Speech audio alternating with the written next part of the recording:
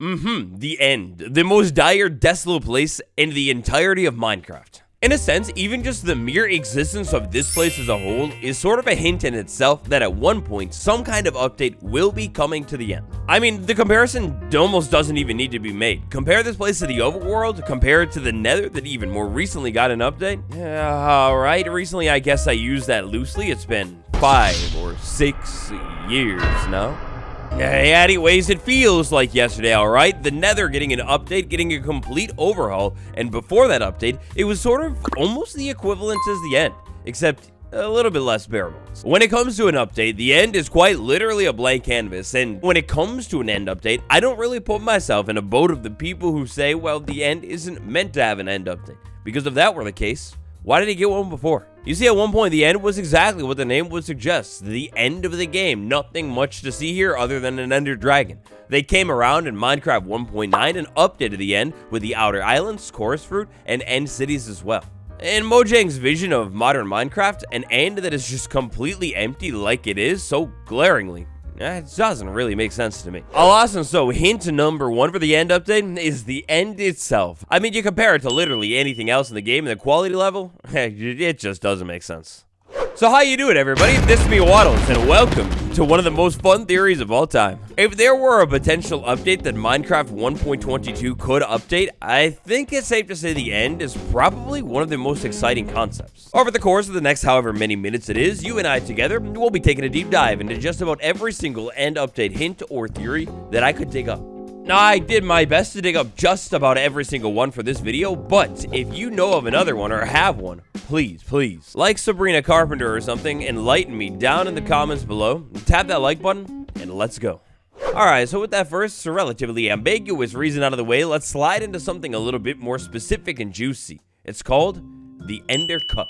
As you probably remember, very recently this summer, like less than a month ago at this point, Minecraft, in collaboration with MCC, for the game's 15th birthday, held a big event called the Ender Cup. This was the first Mojang officially sponsored MCC event on a Minecraft Bedrock. This MCC event, it was pretty sweet. There was like mini games, it was a whole server, you check it out, whatever you want to do. This server had no reason specifically that it needed to be branded as the Ender Cup. It's an idea that we briefly talked about before, but I mean, come on, why not the Froglight Championship, the Gold Trophy, the Diamond Trophy, the Netherite Cup, or, I mean, heck, I guess, really even, you could call it the Oak Cup if you want. Doesn't exactly have the same flow as, like, Netherite Cup, but really, this cup could have been called anything in the world, the Prismarine Cup, but yet instead, they decided to hone in on the end.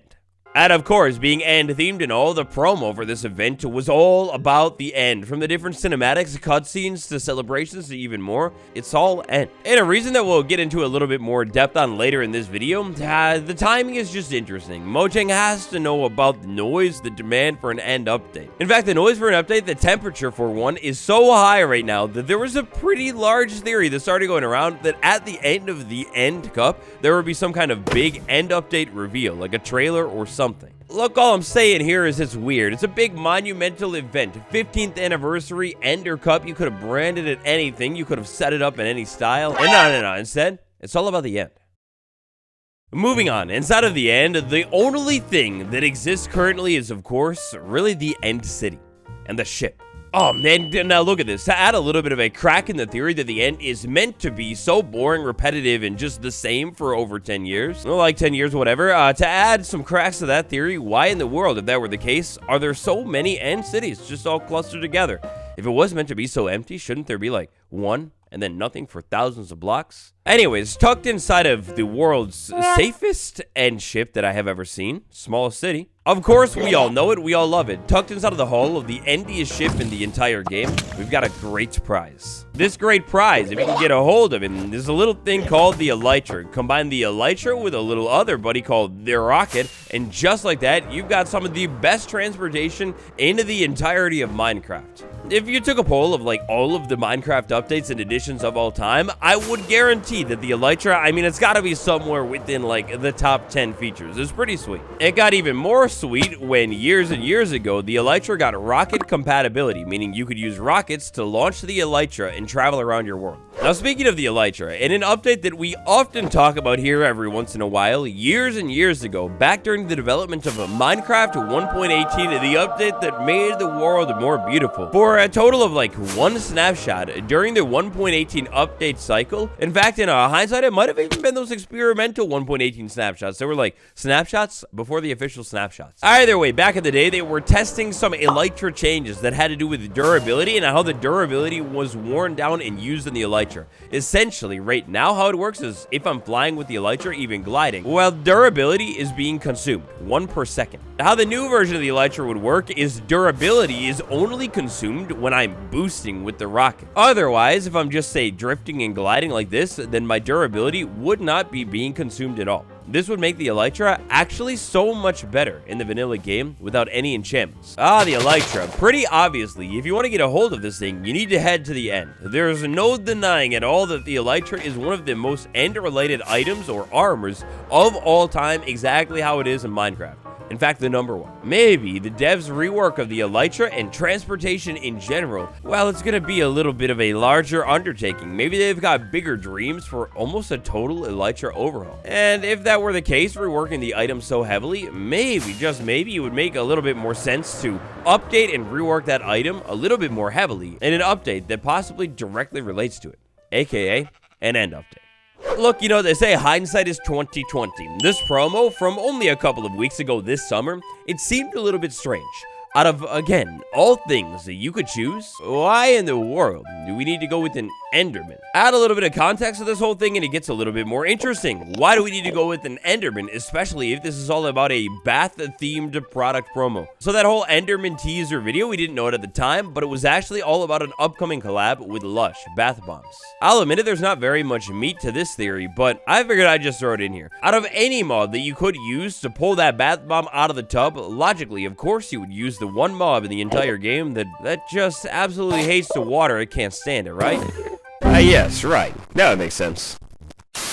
Rolling right along today, I hope you're enjoying this video. If you love these little theory ones, well, great news, I've got a couple of other theory videos already out right now. Right now, Minecraft 1.22 could really be anything. There are quite a few different hints and theories out there in the community for different update themes. I'll leave that whole 1.22 playlist for you on the end card, and oh, while you're at it real quick, if you've been enjoying today's theories, the like button.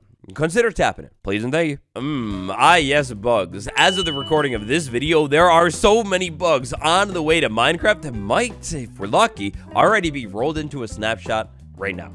Now look, to be clear, bug fixes are just that, bug fixes. A bug fix, just because it exists, does not in itself inherently hint at any kind of future update. But that old little tinfoil hat, if we haven't already had it on so far, well, maybe we go ahead and slip that hat on. You know, our brains are massively swelling, so we'll go ahead and find the room, but we'll fit it on somehow and make it work at the end. Well, there are quite a few bugs around the end that have been getting a lot of love, attention, fixing, and polishing, especially as of lately, inside of 1.21 and the follow-up. Now, these bugs are really all over the place. Some of them relate to the end portal, entering the end, everything like that. Other bugs relate to the Ender Dragon egg. Inside of 1.21, there were a couple of curious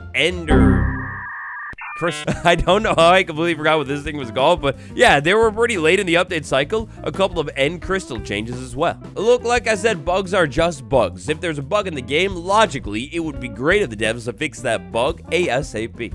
All I'm saying here is that there have been quite a few different various end-related bugs that are getting polished. And I feel like, logically, if you were getting ready to go ahead and revamp the end, I would feel like, logically, you would probably want to polish the content that is already there first.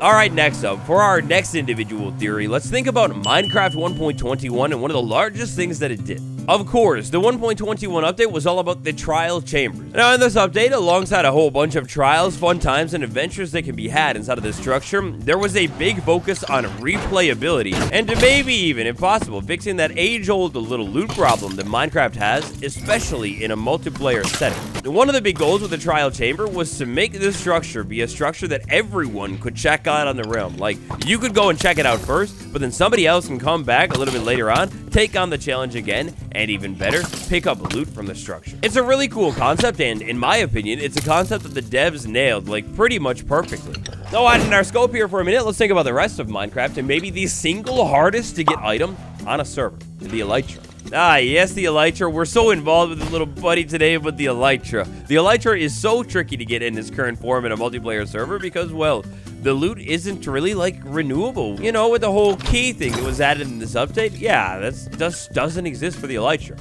Renewability and almost replayability in a sense, but definitely renewability it's a big focus in the Minecraft devs' brain. Now think back a couple of updates ago now for a second, and the shulker, what do they do with it? Well, they made them actually able to, like, basically reproduce. This was, in my opinion, an attempt at making the shulker shell a little bit easier to obtain, or at least, like, more common, because now players would be able to set up a farm, albeit a very difficult farm, but you could set up a farm for the shulker shell so you can, like, you know, get more. In a single-player world, maybe that's not exactly the most needed thing, but in a server, oh, yes. Look, the theory here, it stems from what went down with 1.21 and the fact that the devs said they would consider making other structures replayable in the future. I mean, at the least, if even they were to maybe add a new key into a new structure somewhere else in the world, whether it's inside of the end or maybe even the overworld. Either way, you add this new key into the game somewhere, you find the key, then eventually you work your way out to the end ship to the newly christened Elytra Vault. If the devs' focus in 1.21 was redefining how structures and loot are done, and they maybe want to do that to the end and some of the other rare items too, what better time to do that than an end update itself? Alright, as we get near the end of today's video, I start to realize there are hints on hints on hints for an end update. Like, so many. Anyways, today I like to end things with the community. Me and you together, us. In a way, we're kind of like the heart of this whole Minecraft update operation. Especially lately, but kind of always, the devs base their updates or at least incorporate things that the community wants. Feedback, the devs always actively collect it. Maybe it's for like a specific part of the game, maybe it's for a specific update as a whole. One of the most popular feedback ideas of all time, update ideas in general, I mean, I don't even really need to say it. It's an end update. Everybody and their grandmother almost. Alright, other than the end should always be barren and desolate team. Yeah, those people don't want an end update, but pretty much everyone else I think agrees that the end, it could at least use something. Caves, new rocks, new plant, literally anything. In a full circle moment, going back to how we started the video today, the end. It sticks out like a sore thumb compared to the rest of Minecraft. If the dev's vision is a dry, desolate, barren end, fine, that's valid, that's cool. But in the modern era of Minecraft, there are so many other ways they could go about achieving that instead of just saying, hey, content? How about a lack of it out here to get that point across? Whether it's just new terrain generation and features, maybe it's in the small minor details, things like craters forming in the end, or even, probably with a new type of rock, but different sized stones, boulders if you will, dotting the end's landscape. Even a plant, a strange flower from distant times, days gone by, maybe popping up somewhere inside of the end every once in a while for lore reasons. I mean, look, literally anything. Look, right now, probably the single most requested update is an end update. Does that mean that we'll end up getting to see one in 1.22? Well, we can only hope. So that just about does it. Off the top of my head, that's just about every single end update theory I could think of. If I missed any or you've got some interesting ones, call me out on it down below and maybe I'll mention your name in a part 2. Double check and make sure you're subscribed real quick. And thank you all for watching. This has been me, Minecraft's Most Handsome, and I'll see you tomorrow. Goodbye.